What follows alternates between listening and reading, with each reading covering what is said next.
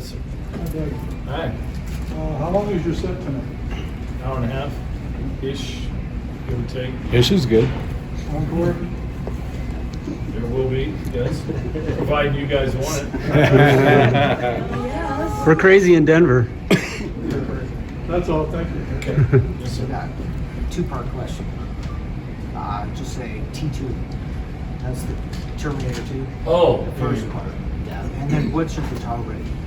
Nobody ever asks you what strings you play, what pickups, your amps. well, this is all geek stuff he's asking. Guitar geek stuff. The guitar, I try to stay on the lighter side, between 8.5 and 9 pounds. You start getting up to 12 pounds, and it turns into an anaconda on you, during the course of the show. So I try to stay on the light side. I mean, what we're doing, this stage is pretty small tonight, but on a regular size stage, it's equivalent to running a basketball game all night because we're back and forth all night. So and plus I'm up and down on Elvis. I probably go up on Elvis 30 to 40 times a night, and that's equivalent to 2 steps. And it adds up when you're singing, so, anytime you've got any excess weight on you, you do not need, you try to get rid of it. But specifically about T2, what do you want to know? How close were you? Pretty close. I mean, the original script was somebody that looked like me. He had long dark hair, barbarian type creature. Not what Robert Patrick ended up doing. I mean, we had just started doing the Crimson Idol, and I had just built Fort Apache, my studio, and my head was totally into making that record. And I got a call, it was on a Friday afternoon from his office, Schwarzenegger's office. And I think it was the Scream Until You Like It video he had seen. And he goes, this guy'd be good, And so they called up and they said, did you see the first Terminator movie? And I said, yeah. They said, did you like it? And I said, not particularly. And they said, well, it made $100 million. I said, I like it a lot. So they gave me the lowdown on what the script was about. Well, I had been to a couple of parties with him, over the years, and I know he's first of all, he's not as tall as people think, and he's sensitive about his height. And I said to them, does he know how tall I am? Because if there's going to be fight scenes, and the two of you are going to be interacting together, I said, does he know how tall I am? And the person says, no. And there's this pause on the phone, and they said, well, how tall are you? I said, I'm 6'4". And there's another pause, and they said, we'll get back to you. So the phone rings about an hour later, and they said, we don't think there's any need for you to come down. And I didn't fight for it. I mean, if my head would have been in a better space, I might have. But my head was into making that record. And I've thought about it many times because we got offered a whole bunch of movie things over the years, and most of them I don't think would have made any difference in my career. That one might have made a difference. And I don't know if it would have been for the positive or the negative. I don't know. I do know that the Idol would not have turned out like it did had I gone to do that, because my head was totally in that space. And I've learned from past experience, when you get in a zone, if you get out of that zone, whatever you're working at, you come back, it's never the same. So, like I said, it's one of those things that it would have been kind of nice, but like I said, I wouldn't have made that record if I would have done that. But about a year after the movie came out, I ran into Robert Patrick at some function somewhere, and we were talking for a few minutes, and I says, you ought to thank me. And he says, what for? I says, well, I was the original, and he had seen the original script, and he turned into the RCA dog, and he looked at me, and he went like this, he goes, son of a bitch, you look just like that guy. I said, well, it's the reason why. Yeah. Yes, sir. Nothing? No. Just want to thank you for being the soundtrack to my life, for one. And my question is, on the debut album, I have a copy that has "We Are Sexual Perverts" inscribed into the dead wax at the end. What's the story behind that? We thought it was a joke, and we didn't think anybody would notice. the name is an acronym for whatever you want it to mean. Yeah. The best one I ever heard was "We ain't sure, pal." I thought that was good. You know, we wanted a name that was controversial without really being controversial. So if you thought you knew what it meant, great. If you didn't, that was okay too. You know, the real, what made our name special was the periods. No one had ever done that before. There had been Creedence Clearwater Revival, Emerson, Lake and Palmer, but none of them were acronyms. They got shortened to you know, ELP and things like that, but never were the periods. No one had done that. There's been a bunch of bands that have done it since, but when we put the periods in, it automatically raised the question in people's heads. What does this mean? And we thought that it would probably get people pretty good, and it drove them crazy, more than we could have even imagined. And the one thing that we did not plan on was when you see the name in print, when they use the periods, if you're scanning the page, it sticks out like a sore thumb. You know, so that was another one of those, like Ringo says, nothing like a good mistake. Yes, ma'am. I think you're fascinating humans, so I just kind of want to know, like, what your everyday life is like from. Oh, I'm boring as all get out. I'm lazy. You know, I mean, it's like, I was reading a quote by Andrew Carnegie just a couple of days ago. He says, without self-motivation, it doesn't matter how great your other talents are. You know, and I thought, how true, you know, because that really is the case. You know, you gotta have a reason to get up. You know, you gotta have something that's motivating you other than just yourself. And I tell people that kind of what we do, you don't choose it, it chooses you. And, well, his question about Terminator. Here I've got, what do I do? You know, and it's like I said, I could have fought for that. If I'd have went down there and really hammed it up, I might have got it, you know, because they were already looking for somebody like that, so it wouldn't have been a stretch. But a lot of times in Hollywood, to get a role, you got to fight for it. And sometimes you get it and sometimes you don't. But my head was into making that record, you know, and that's really what I wanted to do. And it's like, I want to make this movie. Not really, you know. So like I said, it didn't break my heart. When it came out and I saw it, I thought, ooh, that's kind of cool. That would have been good, you know. But like I said, you have to, whatever, you know, what's motivating, you know, what turns you on, you know, what makes you do what you do, you know. And so that's, you know, Shakespeare, to thine own self be true. Yes. So we had a guitar geek question. So now I have a bass geek question. After over 40 years of playing music, do you have a favorite make and model that has just the perfect tone, even if it's something you just play at home or in the studio and not on the stage? You're just setting me up, aren't you? I'm doing my best. I just got off the phone with my lawyer, and we are seconds away from going back to BC Rich. Okay. So if that happens, then I think you know what the answer to that already is. So, Awesome. Fair enough. Thanks. Yes. We talked in 2001 with each other, and you said that you are working on a book about wars. What's happening with that plan? Still doing it. I've been working on it for about 2 years now. Oh, okay. But what I discovered, I wrote down initially 200 ideas. Actually, it's closer to 250 now. But there's a difference between writing an idea down and actually fleshing it out. That's a Hollywood expression for when you come up with a character, you got to flesh them out. You got to make them real. You got to put some meat on the bones. You know, you got to, like I said, you got to make it real. So what I discovered is when I got into each one of those ideas, when I started peeling the layers back, they were far more in depth than I gave credit for. Because when you start getting into your childhood, there's things you think you remember, but you kind of only really remember on the surface.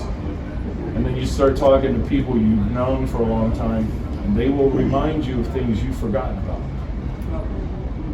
But the other thing is, Ross Halfin has published this photo book. Say it one more time. This photo book from Was, Ross Halfin. Yeah.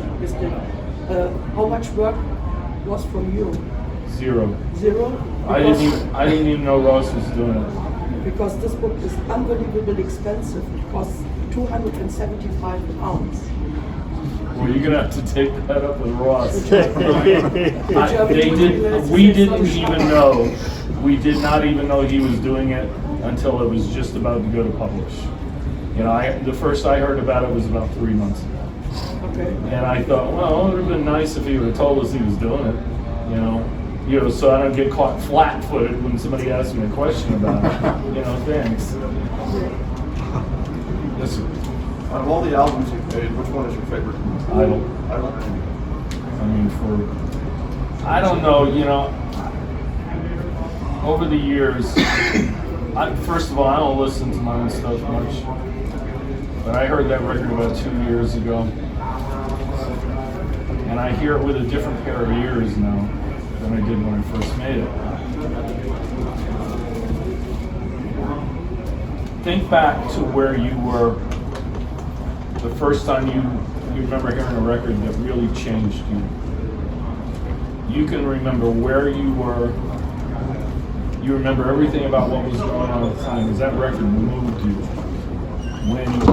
If we make a record that does that to people, we never get that opportunity because we're the one making it. So we never have that moment like you have. I've had moments with other artists, where I remember where I was the first time I heard the Beatles' White Album, or something like that, or the first time I heard Born to Be Wild by Steppenwolf. Those were life-altering moments for me. But as the person who makes them now, that's stolen from me. So I don't get to hear it like you hear it. It takes a lot of time to put in between the time you make it and being able to realistically understand what it is. Because at the time it came out, because Queensryche had done Operation Mindcrime, the two records were constantly being compared. I thought Mindcrime was a better record. I really did. Till I listened to our record about 2 years ago. And I wouldn't say that it's better than Mindcrime. I say they're both equally as good. They're just apples and oranges. They're totally different. But it took me that long to get away from it to be able to understand what it is. Because if you listen to something when it's too close, the memory of making it is still too fresh in your head. You have to put enough distance between you to almost, you'll never be able to hear it like somebody who gets to hear it for the first time. But that's probably as close as it will be. Yes, ma'am. So I wanted to start by saying thank you for all the great music that you've made. My friend and I worked together for a really long time. Some slaving away in the kitchen, and 20 years together, and you have created some music that have got us through some crazy times. Well, the way you phrased that, I was wondering whether the music was making you do the slaving. Hey, it made the slaving worth it. It made it bearable. I'm just kidding. So I'm a chef. I've been doing it a long time. So my question is, what's your favorite food? What's your go-to favorite, either favorite go-out food or your favorite comfort food? That's a good one. First of all, I'm not one of those people that lives to eat. I eat to live. I've had my food. Yeah. And it also, one of the benefits about doing what we do, we get to move around a lot. So we get to experience regional stuff. If you're in New Orleans, you know what you're going to get. Oh, yeah. It's pretty authentic. We were in New York a couple weeks ago, so, that's my old hometown. So, I know it's good there. So it just, when we're in the South, we're going to go for barbecue. So you just get all the good food anywhere you go? Well, not always. This tour has actually been a little scarce when it comes to that, but I would say for most of the time, yes. So like I said, it just depends on where we are. Yes, ma'am. Literally, thank you so much. I grew up in this theater, and all my metalhead friends and I had bratty apartments upstairs, and your music was such a thread in our lives. And it was amazing experience for all of us, all the ups and downs. However, what is it that you enjoy as far as music and your time is your own? Before last probably 6 weeks before we left to start the tour, well, first of all, I don't listen to music in the house. I wondered because a lot of my musician friends, I have a friend that got his master's in guitar, teaches up at CSU, literally listens to NPR. He does not listen to music. So I was curious as to whether you do. Well, I tell people, if you work in a recording studio or you live in a studio, it's kind of like being a car mechanic, and if you work on brakes all day long, the last thing you want to do is go and work on your own brakes. You know, so you just want some variety. But the last 6 weeks before we left, when I get in the car, I have Sirius Radio tuned to the Elvis station. You know, so I listen, but I will go through phases like that, where that's all I will listen to, and then I'll move on to something else, and then that's all I'll listen to then.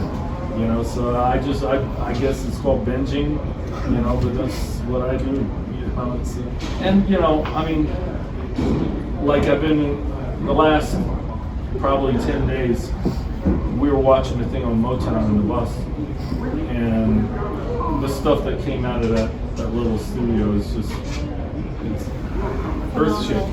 You know, so we've been listening to a lot of that kind of stuff. But you know, my mom, she was the musicologist in the house. She was from Houston, she was a Southern girl, so she grew up on country western, but by the time I came along, she was also into Elvis and Little Richard and Chuck Berry and stuff like that. So I always had that stuff, you know, country western, rock and roll, always in the house from the time I could walk. My first memory in life of anything, I was 2 years old, sitting at a breakfast table with my parents, and I heard Chuck Berry's Sweet Little 16, and that's it.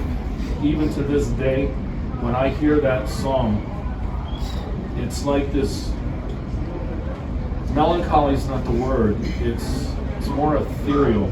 It's like this thing, a funny feeling moves through the core of my being, you know, because like I said, it's the first memory I have of anything. I mean, I was sitting in a high chair, my parents were eating powdered donuts, and I can remember specifically the scene. And I had reiterated that story to them a number of times, and they said, yeah, we were living over in such and such. They were astounded I could remember something at that age, but it was the song that triggered the memory, you know. So, like I said, I'm one of those people that I definitely found my calling in life. Music is just in me. You know, I can't imagine. It's a language unto itself. I can't imagine life without it. Thank you for sharing that with all of us. Anybody else? That's it. You guys were easy. We've been sitting on these for a while.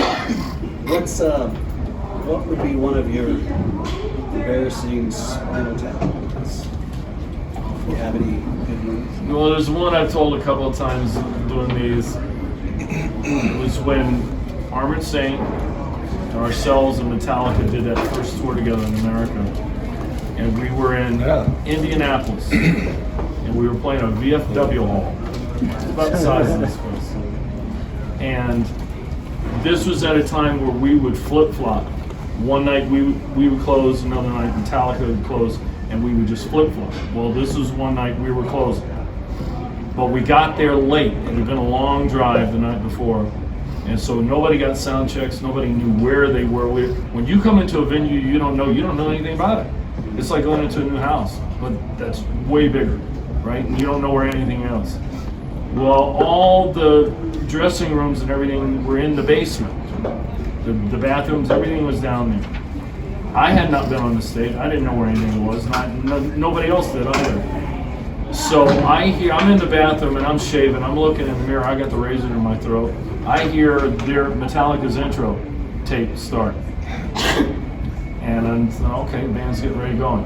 Behind me, the door flies open. There's Cliff Burton standing there with his bass on. And he goes, Blackie, how do you get to the stage? How do you get to the stage? No way. And like I said, it was like a maze of tunnels, just like Spinal down through there. And I'm looking at him in the mirror and I go, and I didn't know, and I said, Cliff, I don't know. And he goes, "Oh, fuck you, Blackie," and he runs off. He thinks I was busting his chops. I didn't know.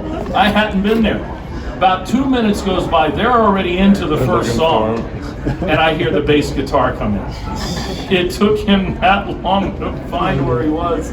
So I would say that one because it's most realistic to what the movie is. You know. Anybody else? That's funny. So can you tell me who your best friend is? No. How many times have you toured with Armored Saint? This is the second time. I saw I'm in not trying- 85. Let me go back to her Oh, for a I'm sorry. second. I'm not trying to be standoffish. There's something going on in my personal life right now that I can't elaborate on. And I hope it turns out wonderfully. time will tell. Let's just say it's not my choosing, if you know what I mean. I'm sorry, go ahead. No, I appreciate your answer. I was just curious how many times you played with Armored Saint. I saw you in '85 with that Metallic Armored Saint and yourself in Cedar Rapids, Iowa.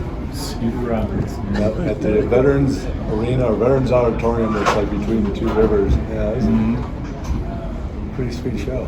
Well, it's interesting because I came across a ticket, an old ticket from the Troubadour, October 30th, 1982. Oh shit. It was us and Armored Saint in the same boat. And as a matter of fact, I think we posted that ticket on Facebook so you can see it. 40 years later, we're playing on the same night in Tempe, Arizona on this tour. Now, most bands don't last 4 or 5 years. So the chances of any band making it 10, 20 years, it's almost impossible. For two bands, 40 years later, to be playing on the same exact night together, how many planets have to align for that to happen? I mean, that is just, it does not happen. I've never heard of that happening, you know, so, you know, it's, like I said, it's one of those special moments. But, you know, they say if you live long enough, you see a little everything. That it? Yes? Do you have any animals? I don't think so. The band. Are you an animal? Yes, I am. Out where I live, you have to be an animal lover. I live out in the sticks. And, That's a good place. you know what though? Where I live is mostly ranch properties. And it's like if you take a walk during the day and really stop and look at what's going on out there, you will see some unbelievably wonderful things out there. But at the same time, you can see some unbelievable acts of cruelty. They're eating each other out there every day. And they don't care, and the strong survive. I have seen some stuff that I just wanted to go in the house and get the biggest gun I got and come out and take it to one of them. You know, I've seen some really cool stuff, but that's their world. That's what happens out there. You know, I was watching TV. It was a couple years ago, and in my peripheral vision, I've got these big plate glass doors that you can see out, and in my peripheral vision, I see something large walking by, and I look over, and it's a full-grown adult mountain lion. Oh shit. And from the tip of his nose to the tip of his tail, he's about 8 feet. He's a big old boy. And so I know that they're not particularly aggressive because they don't want to fight, because they're solitary animals. If they get hurt, they know they die. So, because no one will help them, you know, when they leave the den when they're kids, you know, the parents abandon them, so they're on their own. So I just went out to see how he was going to react, and I don't know, from maybe the wall over there away from him, close enough where I could get back in if I had to, you know, because I didn't have a weapon on me. So I just went out and I stood there and I looked at it, and it was like this. We just stared at each other for 60 seconds. He never blinked. You know, and he looked at me and looked at me and looked at me and he realized, okay, this guy's harmless. He turned his butt to me and just walked up. He didn't run. You know, he just walked. You know, so And I was in a horse business for about 5 minutes, because out where I'm at, there's more cows and horses than there are people, you know, so I tried that for a little while, but they're a lot of work, you know, and my heart's not into, I'm a car guy, you know, so if I'm gonna have horses, I'm gonna have something under a hood, you know, so that's one thing. You said you had something? Yeah, kind of on the same thing. Because there was always rumors from Laramie that you were working with bands and Casper. So it was kind of a rumor that maybe you were living in Laramie. A rumor that what? You were living in Laramie. No, I mean, we played there a few times, but, you know, I know some guys that have moved out there for tax reasons, but, you know,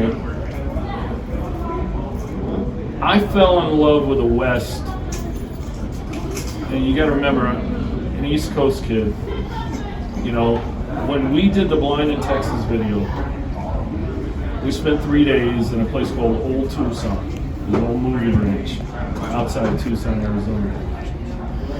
And I'm part Native American, I'm part Blackfoot, but I had never identified it. Growing up in New York City, you don't identify that, right? You know, until we did that video, and I spent those 3 days there. And it reminded me of a story I would hear a few years later, Billy Crystal talking about doing the movie City Slickers, because he grew up in New York City as well. You know, and he went and he did City Slickers, and he says it was a life-changing thing for him. You know, because you get out there in those elements and you realize there's a part of you that's untapped that you don't know existed. You know, so when I come in, and for me, the West starts about right here in Denver, from here all the way to the Pacific. And I fell in love with the culture and the scenery. You know, I mean, I'm one of those guys, if I go to the Grand Canyon, I stand there in awe like everybody else, you know, how can you not? You know, so I've often said, you know, if I died and went to heaven, I could wander the Grand Canyon for eternity. You know, it's just, my heart is in the West. I mean, we were in New York the other day, and we were driving through Times Square, and I get a little homesick, you know, looking at it and stuff, but my heart isn't there anymore like it is in the West.